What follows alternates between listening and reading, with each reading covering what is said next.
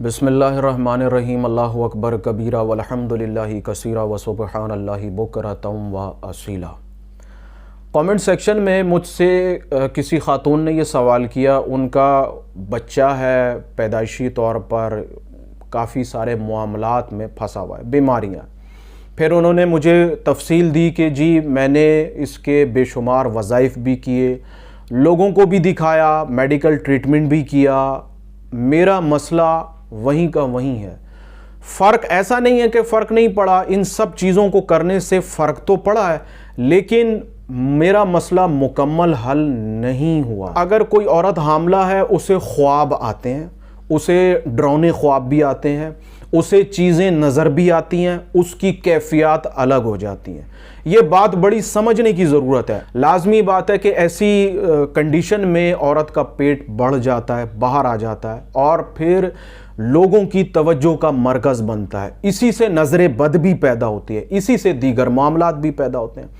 अच्छा, ये बात बड़ी तवज्जो तलब है कि एक हामला औरत चीज़ों का मुशाहिदा करती है, उसे ख्वाब के अंदर दीगर मखलूक़ात भी नज़र आती हैं, उसे खौफ भी महसूस होता है, वो महसूस करती है कि उसके इर्द गिर्द कोई चीज़ें मौजूद हैं।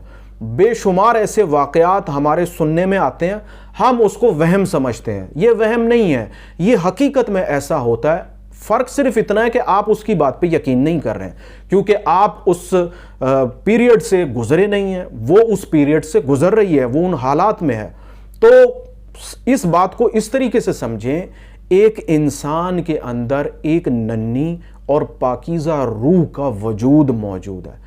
जब एक रूह के अंदर एक रूह मौजूद होगी तो उससे भी चीज़ें पैदा होती हैं, असरात पैदा होते हैं।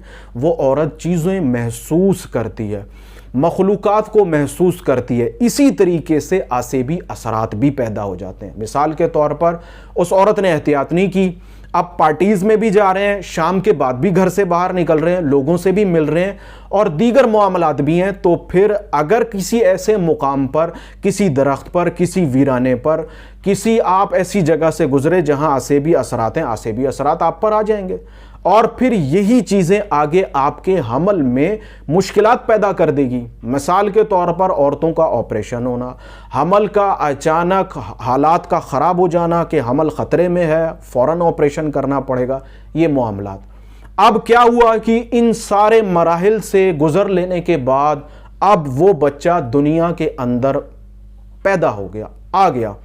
तो उसकी पैदाइश के बाद जो 9 महीने के अंदर जो हालात रहे, जो उसकी बुनियाद का ज़रिया बने, वो उसके साथ रहेंगे।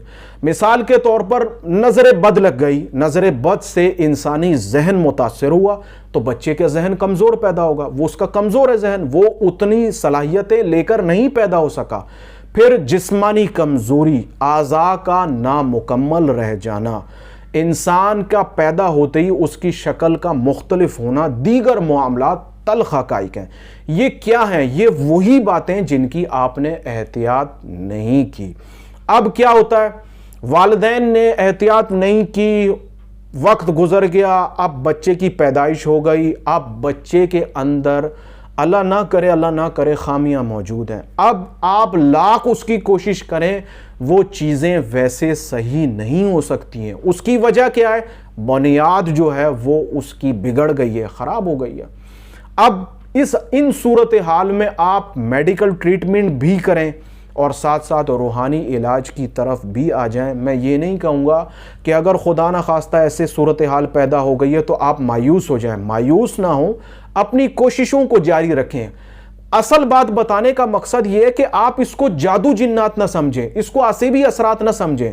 जो वक्त एहतियात का था उसमें आपने एहतियात नहीं की, वो वक्त गुजर गया, वो चीज़ें बिगड़ गई हैं। अब बिगड़ी हुई चीज़ों को नए सिरे से ठीक करना ये किसी हद तक मुश्किल काम है।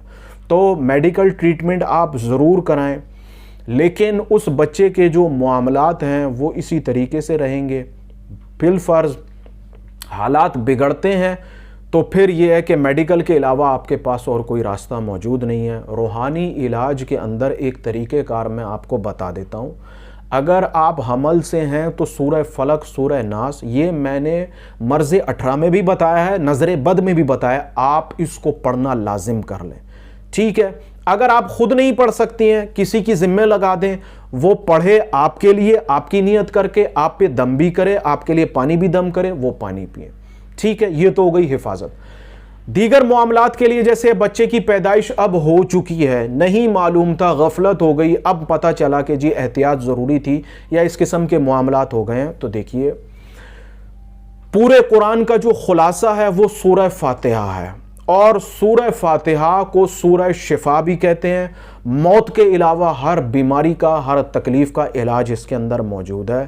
سورہ فاتحہ 41 دفعہ پڑھ لیں اور بسم اللہ کے ساتھ پڑھنی ہے۔ کس طریقے سے؟ آپ نے اس طریقے سے پڑھنی ہے، 11 مرتبہ درود ابراہیمی پڑھ لیا، یا جون سا درود آپ کو یاد ہے، جو بھی درود آپ کو یاد ہے آپ نے وہ پڑھ لیا، پھر سورہ فاتحہ پڑھی۔ کس طریقے سے؟ اس طریقے سے بسم اللہ الرحمن الرحیم الحمدللہ رب العالمین، یعنی کہ بسم اللہ کو آخر میں آپ سورہ فاتحہ سے جوڑ دیں۔ کس طریقے سے؟ میں دوبارہ پڑھ دیتا ہوں، بسم اللہ الرحمن الرحیم الحمدللہ رب العالمین۔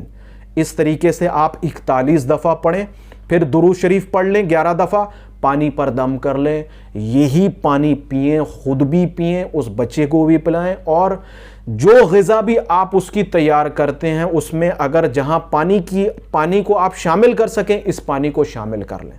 تو یہ وہ عمل ہے، اس کو آپ کیجئے، انشاءاللہ تعالی اس کے بہترین رزلٹ جو ہے نا وہ آپ کے سامنے آئیں گے۔ یہ ساری چیزیں جو ہیں یہ ایک تدبیر ہے، آپ بھی کر سکتے ہیں، میں بھی کر سکتا ہوں، کوئی بھی کر سکتا ہے، لیکن جو حرف آخر ہے، وہ جو فیصلہ ہے وہ رب تعالیٰ کا فیصلہ ہے کہ وہ آپ کے لیے کیا فیصلہ کرے گا۔